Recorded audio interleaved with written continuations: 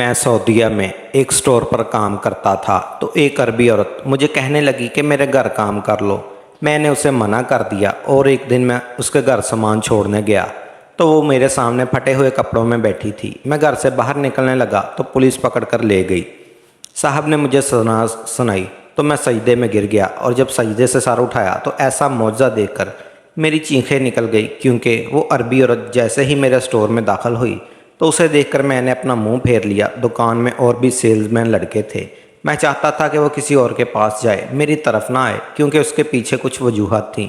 लेकिन हमेशा की तरह वो मुझे ढूंढती हुई मेरे सामने आ खड़ी हुई और मजबूरन मुझे खुश अखलाक़ी से नज़र झुकाकर सलाम करना पड़ा, क्योंकि यही मेरी नौकरी का तकाजा था।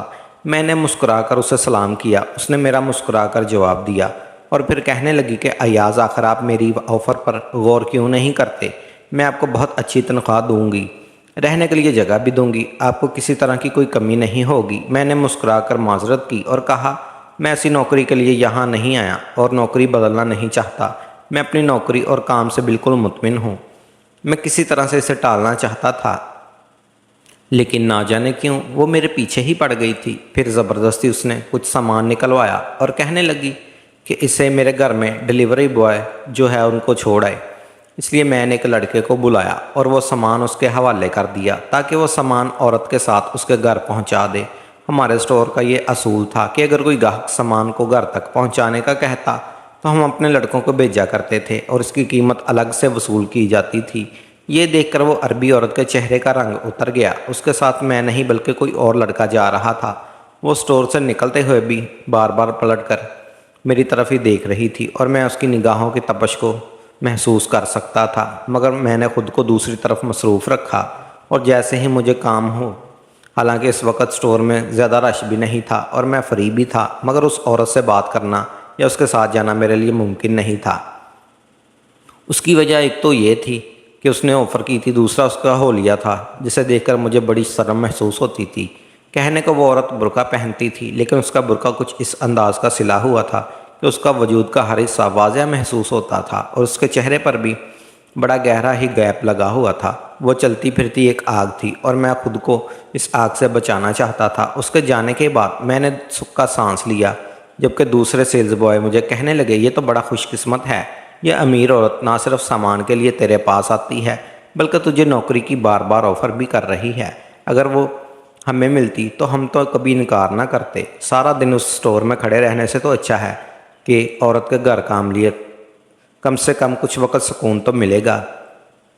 यहाँ तो सारे ही पक्के ग्राहकों का रश लगा रहता है। मैंने मुस्कुराकर उसकी जानिब देखा और कहा, स्टोर में काम करने की वजह से मुझे बहुत खुशी है, क्योंकि यहाँ पर सब हाजी हजरात आते हैं। दरअसल हमारा स्टोर मक्का मुकरमा में ऐसी जगह पर था कि लोग लाजमी अपने प्यारों के लिए चीज़ें खरीदने इसी तरफ आया करते थे। इनमें से बहुत से पाकिस्तानी लोग भी थे जिनसे मिलकर मुझे बड़ी खुशी होती और उनकी खिदमत करके सुकून भी महसूस होता था। फिर मैं इसी नौकरी के लिए तो यहाँ आया था और मेरा वीज़ा वगैरह सब कुछ इसी स्टोर की तरफ से मुझे मिला था, इसलिए मैं इस मुलाजमत को छोड़ना नहीं चाहता था। मुझे पैसों का लालच नहीं था। जितने पैसे मैं कमा रहा था वो हलाल के थे और मैं इस बात पर मुतमिन था। लेकिन इस अरबी औरत को ना जाने मुझ में ऐसी कौन सी खूबी नज़र आई थी कि वो एक ही बात के पीछे पड़ गई थी। उसके जाने के बाद मैं दोबारा अपने काम में मसरूफ़ हो गया। नमाज का वक़्त हुआ तो मस्जिद की तरफ चल पड़ा। यहाँ पर नमाज के वक़्त स्टोर को क्लोज़ कर दिया जाता था और सभी लोग नमाज के लिए दौड़ पड़ते थे। मैं भी नमाज का बड़ा पाबंद था। इतनी पाक जगह पर नौकरी करना, फिर हरम में नमाज पढ़ने का मौका मिलना, मैं अपनी खुशकिस्मती में ही समझता था। ये भी एक वजह थी कि इसी स्टोर पर नौकरी करना चाहता था और नौकरी बदलने का मेरा कोई इरादा नहीं था। सारा दिन ऐसे ही मसरूफ़ में गुजर जाता और रात के वक्त मैं अपने कमरे में पहुंचा तो थक कर बिस्तर पर लेट गया। बहुत ही मसरूफियत के दिन थे। जैसे जैसे हाजी हजरात के काफ़िले आ रहे थे वैसे वैसे स्टोर पर रश भी बढ़ने लगा था। मैंने फ़ोन उठाकर अपनी बीवी को फ़ोन मिलाया। वो मेरी ही मुंतज़िर थी। सलाम दुआ के बाद उसकी मोहब्बत भरी चंद बातों ने मेरे सारे दिन की थकन उतार दी। वो उम्मीद से थी माँ बनने वाली थी और मुझसे कह रही थी कि मैं उसके डिलीवरी के वक्त वापस आ जाऊँ। मैंने वादा कर लिया कि मैं छुट्टियाँ लेकर आ जाऊँगा। मुझे उम्मीद थी कि मैं छुट्टियाँ मांगूंगा तो मुझे मिल जाएंगी। उसके बाद मेरी अम्मा से भी बात हुई। वो भी कहने लगी कि बहुत याद आ रही है, कुछ दिन के लिए आ जा। मैंने वादा कर लिया कि बस اپنے بچے کی پیدائش کے وقت میں پاکستان میں موجود ہوں گا۔ اور پھر کچھ دیر کے بعد سب کو اللہ حافظ کہہ کے میں نے آنکھیں بند کر لی اور سارا دن کی تھکن کی وجہ سے مجھے بڑی ہی گہری نیند آتی تھی۔ اگلے دن میں پھر اسٹور پر کھڑا تھا کہ وہی عورت دوپہر کے وقت چلی آئی۔ بڑی ہی تیز تھی، اسے معلوم ہوتا تھا کہ جب دوپہر کے وقت اسٹور پر رش کچھ کم ہوتا ہے کیونکہ گرمی کا عالم بہت زیادہ تھا، اس لیے اسی وقت کا انتخاب کرتی تھی اور ہمیشہ ڈھونڈ ڈھونڈ کر میرے سامنے آ کے کھڑی ہو جاتی تھی۔ یہ ایک بہت بڑا سپر اسٹور تھا جہاں ہزار قسم کی چیزیں موجود تھی۔ وہ میرے ساتھ ساتھ چلتی پھرتی چیزیں نکلواتی، مجھے دوبارہ سے نوکری کی آفر کر رہی تھی اور پھر میں نے اسے صاف انکار کر دیا۔ اس بار میرے انکار پر اس نے بڑی عجیب نظروں سے میری طرف دیکھا تھا، جیسے اسے اس بار انکار برداشت نہ ہو رہا ہو۔ اس نے کی آنکھوں سے مجھے لگا ایک الگ ہی آگ سی محسوس ہوئی تھی۔ میں خوف زدہ ہو کر نظریں بدل لیتا تھا۔ کچھ دیر کے بعد وہ بالکل خاموشی سے واپس نکل گئی اور شیشے کے پار مجھے وہ اپنی بڑی سی سیاہ گاڑی میں بیٹھی ہوئی دکھائی دے رہی تھی۔ سوچ میں پڑ گیا تھا کہ اس عورت کو بھلا ملازموں کی کیا کمی ہے، پھر یہ میرے ہی پیچھے کیوں پڑ گئی ہے۔ یہ تو جسے چاہے نوکری پر رکھ سکتی ہے اور جتنی اچھی تنخواہ وہ آفر کر رہی تھی اس سے بڑی آسانی سے کوئی ملازم بھی مل سکتا تھا، لیکن میری ہی جان کی دشمن کیوں ہو گئی تھی۔ کچھ دیر تک میں اس کے بارے میں سوچتا رہا۔ مجھے ڈر تھا کہ کہیں یہ میری الٹی سیدھی شکایت کر کے مجھے نوکری سے فارغ نہ کروا دے، کیونکہ یہاں پر مسلمانوں کی اور ملازموں کی شکایت پر انہیں سیدھے باہر کر دیا جاتا تھا۔ میں اپنی نوکری سے ہاتھ نہیں دھونا چاہتا تھا، اس لیے اللہ سے دعا کرنے لگا کہ کسی طرح اس عورت سے میری جان چھوٹ جائے۔ کچھ دیر گزری تو گاہکوں کا رش پڑ گیا۔ میں اپنے کام میں مصروف ہو گیا اور پھر موقع ملتے ہی میں اسٹور کے مالک کے پاس پہنچ گیا، جو حساب کتاب کے لیے رات کے وقت آیا کرتا تھا۔ وہی میرا کفیل بھی تھا اور اس کی مدد سے ہی میں یہاں پر سیٹ ہو سکا تھا۔ میں نے ادب سے سلام کیا تو وہ مجھ کو کہنے لگا، ایاز پاس بیٹھ جاؤ، ضروری کوئی خاص بات ہوگی جو اس وقت آئے ہو۔ میں نے اپنے مالک کو بتایا کہ میں اپنا باپ بننے والا ہوں، چاہتا ہوں ایسے وقت میں اپنی بیوی کے ساتھ رہوں، مجھے چھٹیاں چاہیے ہوں گی۔ میرے باپ بننے کی خبر سن کے مالک نے مجھے مبارکباد دی، پھر پوچھنے لگا خوشخبری کب آنے والی ہے، تو میں نے اسے بتایا کہ اگلے مہینے ڈاکٹر نے تاریخ دی ہے۔ وہ کہنے لگا کہ ٹھیک ہے، 1 مہینے کی چھٹیاں دے دوں گا، تم مہینہ وہاں گزار کر آ جانا، اس سے زیادہ چھٹی میں نہیں دے سکتا، حج کے دن قریب آ رہے ہیں، ورکر کی ضرورت ہے۔ مالک کی بات سن کر میں نے کہہ دیا کہ ٹھیک ہے، میں مہینے بھر میں لوٹ آؤں گا۔ میں بہت خوش ہو گیا تھا کہ میری اپنی ماں سے کیا وعدہ ہوا پورا ہو جائے گا اور میری بیوی بھی خوش ہو جائے گی۔ میں پاکستان واپس جانے کی تیاریاں کرنے لگا۔ مجھے اپنی بیوی بچے کے لیے سامان بھی خریدنا تھا اور بہن اور ماں کے تحائف بھی لینے تھے۔ میں نوکری کے ساتھ ساتھ یہ سب بھی شاپنگ کرنے لگا، لیکن پھر جس دن مجھے واپس جانا تھا اسی دن پہلے بدقسمتی نے میرے دروازے پر دستک دے ڈالی۔ دوپہر کا وقت تھا کہ جب بھی اسٹور مینیجر نے مجھے بلایا اور کہنے لگا، ڈیلیوری کا آرڈر آیا ہے، سارے ہی لڑکے اس وقت مصروف ہے، تم جا کر یہ ڈیلیور دے کر آؤ، پھر اس کے بعد تمہیں چھٹیوں پر چلے جانا۔ میں کبھی بھی کسی کام کو انکار نہیں کرتا تھا، اس لیے مینیجر نے مجھے یہ کام سونپا تھا۔ میں نے وہ ڈیلیوری کا سامان لوڈ کروایا اور پھر اسے پتے پر پہنچ گیا اور بڑا سا بنگلہ تھا۔ میں نے اس کے اندر سامان اتروانا شروع کیا، پھر مجھے دستخط کروانے تھے کہ ڈیلیوری ہو گئی ہے۔ میں نے چوکیدار کے ہاتھ میں کاغذ پکڑا دیا کہ دستخط کروا لو۔ وہ اندر گیا لیکن کچھ ہی دیر کے بعد واپس لوٹ آیا، کہنے لگا کہ مالکن آپ کو اندر بلوا رہی ہیں، کچھ سامان کے حوالے سے بات کرنی ہے۔ اور یہ سن کر میں پریشان ہوا کہ پتہ نہیں کیا معاملہ ہو گیا، اس لیے میں بنگلے کے اندر پہنچ گیا۔ وہ ملازم مجھے کمرے کے دروازے تک پہنچا کر واپس لوٹ گیا تھا۔ میں دروازہ بجا کر جیسے ہی اندر قدم رکھنے لگا تو میرے ہوش اڑ گئے، کیونکہ سامنے وہی عورت موجود تھی جسے میں ہمیشہ کتراتا تھا۔ میں نے فوراً ادب سے نظریں جھکا لی، کیونکہ اس کا حلیہ بہت ہی نازیبا تھا۔ بہت گہرے گلے کی میکسی اس نے پہن رکھی تھی اور جو بہت ہی زیادہ چست بھی تھی۔ مجھے دیکھ کر اس کے چہرے پر الگ ہی رنگ آ گئے تھے۔ فوراً ہی میرے قریب آئی اور میرا ہاتھ پکڑ کر زبردستی مجھے بستر پر بٹھا دیا۔ اس کے اس انداز میں میں پگھل گیا اور گھبرا کر کہا، میڈم آپ کو کیا بات کرنی تھی؟ کیا سامان میں کوئی مسئلہ ہے؟ وہ کہنے لگی، جلدی اس بات کی ایاز، ابھی تو تم آئے ہو، سکون سے بات کرتے ہیں۔ ایک دم ہی وہ میرے قریب آ کر ایسی گستاخی کر بیٹھی تھی کہ میرے رونگٹے کھڑے ہو گئے تھے۔ اس نے اپنے لب میرے لبوں پر رکھ دیے تھے۔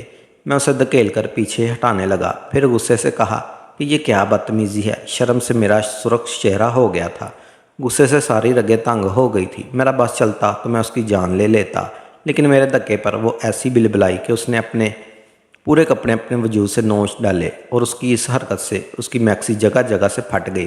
اس کی ایسی نیم برہنہ حالت دیکھ کر میں نے اپنی نگاہوں کا زاویہ بدلا تھا، اور جیسے ہی میں باہر نکلنے لگا اس نے پیچھے سے کس کر مجھے پکڑ لیا اور کہنے لگی، میں تم سے بہت محبت کرتی ہوں اور تم کو اپنانا چاہتی ہوں، تمہیں حاصل کرنے کی خواہش ہے۔ میں بار بار تمہارے ہاتھوں سے ذلیل ہوتی ہوں، اسٹور آتی ہوں کہ 3 بار پارسل منگواتی ہوں کہ کبھی تو تم آؤ گے، اور آج دیکھو میری خوش قسمتی تھی کہ تم چلے آئے۔ اب مجھے چھوڑ کر نہ جاؤ، میں تمہارے ساتھ کے لیے تڑپ رہی ہوں۔ اور جی بھی بہکی بہکی باتیں کر رہی تھی۔ میرے تن بدن میں آگ لگ گئی۔ میں نے اس سے اپنے آپ کو آزاد کروایا اور کہا، میڈم ہوش میں آئیں، خدا کا خوف کریں، میں ایک نیک آدمی ہوں، شادی شدہ ہوں، اور جو آپ کر رہی ہیں وہ ایک گناہ ہے۔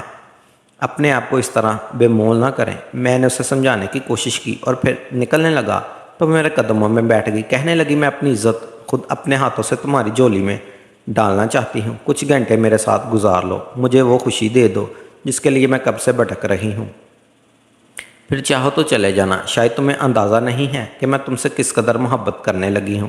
میرے شوہر کو تو مجھ سے کوئی دلچسپی نہیں ہے، وہ خود سارا وقت دوسری عورتوں میں مصروف رہتا ہے، اس لیے مجھے اس کی پرواہ بھی نہیں۔ بس تم میرے ہو جاؤ، میں تمہیں پیسوں میں تول دوں گی۔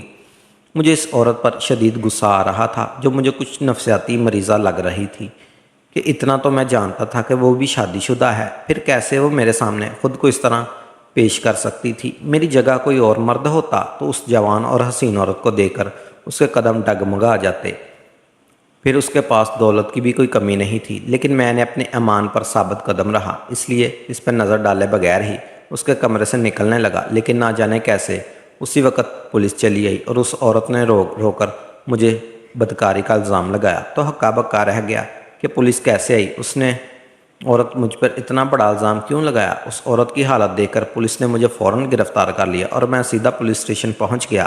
کتنی ہی دیر میں آفیسر کو جواب دیتا رہا، میں نے کچھ غلط نہیں کیا، لیکن میری بات پر بھروسہ کون کرتا۔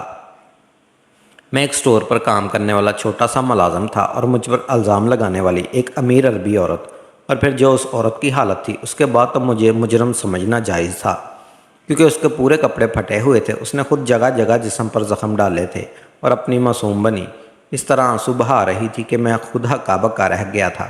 کچھ دیر کے بعد اس کا شوہر بھی پولیس اسٹیشن پہنچ گیا، اس نے بھی مجھے خوب برا بھلا کہا، اور پھر 2 دن میں پولیس اسٹیشن بند رہا۔ میری فلائٹ بھی مس ہو گئی، گھر سے بار بار فون آ رہے تھے اور میں بار بار جھوٹ کہہ رہا تھا کہ میں اگلے ہفتے آ جاؤں گا کیونکہ فلائٹ مس ہو گئی ہے۔ میری بیوی جو میرا انتظار میں تھی وہ سن کر اداس ہو گئی، اور میں چاہ کر بھی اسے بتا نہیں پایا کہ میں کس عذاب میں مبتلا ہو گیا ہوں۔ اور پھر وہ دن آ گیا جب مجھے قاضی کے سامنے عدالت میں حاضر ہونا تھا اور میری جان ہوا ہو رہی تھی، کیونکہ میرے پاس خود کو بے گناہ ثابت کرنے کے لیے کچھ بھی نہیں تھا، جبکہ وہ عورت بہت آسانی سے مجھے گناہ گار ثابت کر سکتی تھی۔ اور پھر ہو ہی ہوا جس کا مجھے ڈر تھا۔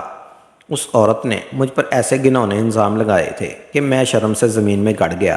اس نے اپنی کہی بات کو نہ صرف اپنے وجود پر موجود زخموں سے ثابت کیا، بلکہ اپنے چوکیدار سے بھی اس بات کی گواہی دلوا دی تھی کہ میں زبردستی گھر میں داخل ہو کر اس کے ساتھ زیادتی کرنے کی کوشش کر رہا تھا۔ چوکیدار کی گواہی تابوت میں آخری کیل کی طرح تھی اور میرے مخالف فیصلہ ہو گیا۔ مجھے 100 کوڑوں کی سزا کے ساتھ 2 مہینوں کی قید سنائی گئی۔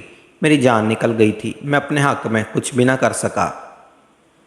بس یہ سب سنتے ہی میں سجدے میں گر گیا اور وہی رو رو کر اللہ سے دعا مانگنے لگا، یا اللہ تو ہی ہے جو میری بے گناہی کو ثابت کر سکتا ہے۔ میں تو ایک معمولی سا آدمی ہوں، میرے پاس خود کو بے گناہ ثابت کرنے کے لیے کوئی ثبوت نہیں ہے، لیکن تو بے نیاز ہے، تو کوئی بھی موضوع کر سکتا ہے۔ یا اللہ میں نے ہمیشہ تیرے آگے سر جھکایا ہے، تو میری مدد فرما۔ میں نے ہمیشہ حیا کا دامن تھام کے رکھا، تو مجھے بے آبرو ہونے سے بچا لے۔ میں پھوٹ پھوٹ کر رو رہا تھا اور اپنے رب کے آگے اس امید سے گڑ گڑا رہا تھا کہ وہی ہے جو نیتوں کا حال جانتا ہے اور جسے دلوں کے بید کا علم ہے۔ میں نے ہمیشہ اللہ پر توکل کیا تھا اور آج بھی اللہ سے ہی امید کی تھی، اس سے پہلے کہ وہاں موجود پولیس والے مجھے پکڑ کر لے جاتے اور سزا پر عمل کرتے۔ شروع ہوتا اچانک میری دعائیں قبول ہوئیں۔ جو اس وقت قاضی کے سامنے موجود تھی وہ چیخنے چلانے لگی۔ اس کی چیخوں پر ہر کوئی اس طرف متوجہ ہوا، اپنے وجود کو سہلاتی بری طرح چیخ رہی تھی کہ اسے آپ بجھا دو، اس آگ کو بجھا دو، میں بری طرح سے جل رہی ہوں، مجھے بچاؤ۔ ہر کوئی حیران تھا کہ آپ کو کیا ہوا، اس کا شوہر بھی اس کے پاس ہی موجود تھا۔ وہ بھی پریشانی سے اپنی بیوی کو دیکھ رہا تھا اور اس کی بیوی ایک ہی رٹ تھی، یہ آگ بجھا دو، میں جل رہی ہوں۔ اس کے شوہر نے اسے کہا یہاں تو کوئی آگ نہیں ہے، تو وہ چیخ کر کہنے لگی آپ کو نظر نہیں آ رہا، جہاں جہاں میرے جسم پر زخم موجود ہے وہاں وہاں آگ جل رہی ہے، مجھے عذاب ہو رہا ہے، مجھے تکلیف ہو رہی ہے۔ اس کی چیخوں سے پورا ہی کمرہ گونج رہا تھا۔ قاضی صاحب نے رات کو برخاست نہیں کیا تھا بلکہ اس عورت کو دیکھنے لگے اور پھر عورت سے کہا دیکھو تم نے قرآن پاک کی قسم کھا کر اپنا بیان دیا تھا، اس لیے اگر کوئی بات جھوٹ کہی ہے تو اسے ابھی درست کر لو تاکہ اس عذاب سے بچ سکو، کیونکہ یہ خدا کی طرف سے عذاب ہے جو ہمیں تو نظر نہیں آ رہا لیکن تم اس کی لپیٹ میں آ چکی ہو۔ دراصل جس آنکھ کا وہ ذکر کر رہی تھی وہ کسی بھی نظر نہیں آ رہی تھی، بس وہی عورت اسے محسوس کر پا رہی تھی، اس لیے قاضی صاحب نے اسے یاد دلایا تھا کہ اس قرآن پاک کی قسم کھائی تھی۔ وہ عورت کچھ دیر تو چیختی چلاتی رہی، پھر جب بات اس کی برداشت سے باہر ہوئی تو اس نے روتے ہوئے اپنے گناہ کا اعتراف کر لیا۔ اس نے میرے آگے ہاتھ جوڑ دیے اور کہنے لگی مجھے معاف کر دو، مجھ سے غلطی ہوگی، میں نے تم پر جھوٹا الزام لگا دیا، دراصل مجھے تم سے محبت ہو گئی تھی، میں بس تمہیں حاصل کرنا چاہتی تھی، لیکن تم نے کبھی نظر بھر کے مجھے نہیں دیکھا، ہمیشہ انکار کیا، اسی وجہ سے میری انا کو ٹھیس پہنچی تھی۔ سوچ لیا تھا کہ تمہیں ضرور مزہ سکھاؤں گی، تم نے مجھے اور مجھ جیسی امیر عورتوں کو کیسے دکارا، اس لیے میں بار بار ڈیلیوری کے پارسل منگواتی تھی اور انحصار میں رہتی کہ کسی دن تم آؤ گے، تمہیں اپنی خواہش پوری کر لوں گی۔ تم آئے تو میں نے موقع کا فائدہ اٹھایا اور پہلے ہی پولیس کو فون ملا دیا تھا، کیونکہ مجھے بہت اچھی طرح اندازہ تھا کہ تم کس قدر نیک ہو، اور اگر میں برہنہ ہو کر بھی تمہارے سامنے بیٹھ جاؤں تو تم مجھے کبھی نظر اٹھا کر بھی نہیں دیکھو گے، اور تم میرے ہو بھی جاتے تو میں کبھی تمہیں پولیس کے حوالے کرتی ہی، کیونکہ ہماری محبت آگے بڑھ کر نفرت کی سیڑھی پر چڑھ گئی تھی اور انتقام کی آگ میں چلتے تمہیں ہی جلسنا چاہتی تھی۔ مگر مجھے نہیں معلوم تھا کہ جو لوگ حق کے راستے پر چلتے ہیں اللہ ان کی مددگار ہوتا ہے، اللہ ہی ان کی عزتوں کا بھرم رکھتا ہے۔ میں نے تم پر جھوٹا الزام بھی لگایا اور اسے ثابت بھی کر دیا، لیکن آج خود اسی آگ میں جل رہی ہوں۔ وہ روتے ہوئے مجھ سے معافی مانگ رہی تھی اور ساتھ اس قاضی نے کہہ دیا کہ میں بے گناہ ہوں اور وہ جھوٹی ہے۔ اس دن قاضی صاحب نے اس کو 80 کوڑوں کی سزا سنا دی اور ساتھ ہی اسے اس بات کا پابند کیا تھا کہ وہ مجھے ہر جانے کے طور پر ایک باری رقم ادا کرے گی، کیونکہ اس سے میری عزت کو خراب کرنے کی کوشش کی تھی۔ شادی شدہ ہوتے ہوئے اس نے زنا جیسے گناہ کی کوشش کی تھی اور مجھ پر بدکاری کا الزام بھی لگایا تھا۔ یہ سزا سن کر اس کو ایک دم وہ مطمئن ہو گئی اور بالکل خاموش بھی، سب حیرت سے اسے دیکھ رہے تھے کہ تھوڑی ہی دیر پہلے جو بہت بڑی چیخیں مار رہی تھی اسے کیا ہوا۔ پھر وہ کہنے لگی کہ جب آپ نے سزا سنائی تو میری وہ خود بخود آگ بجھ گئی جو مجھے تکلیف پہنچا رہی تھی، شاید وہ آگ میرے رب کی طرف سے سزا تھی، اور جب آپ نے مجھے سزا سنائی تو وہ سزا ختم ہو گئی۔ مجھے 80 کوڑوں کی سزا منظور ہے۔ وہ ہر جانے کے طور پر مجھے رقم ادا کرنے کے لیے بھی تیار تھی۔ وہ عورت کے شوہر نے اسے بہت نفرت سے دیکھا تھا اور چھوڑ کر چلا گیا، اور پولیس والی عورتیں اسے عربی عورت کو لے گئی، جبکہ قاضی صاحب نے مجھ سے معذرت کرتے ہوئے مجھے رہا کر دیا۔ بعد میں مجھے پتہ چلا کہ عورت ایسی ہی عیاش تھی، ہر خوبصورت مرد پر اس کا دل آ جاتا تھا اور وہ ایسی حرکتیں کیا کرتی تھی۔ اس کا شوہر برا آدمی نہیں تھا بلکہ وہ اپنے کاروبار میں مصروف رہتا تھا۔ اس کی غیر موجودگی میں وہ عربی عورت دوسرے مردوں کے ساتھ وقت گزارنے کی خواہش رکھتی تھی۔ یہ سب سن کر میں حیران رہ گیا تھا کہ کوئی عورت اتنی بدکار کیسے ہو سکتی ہے۔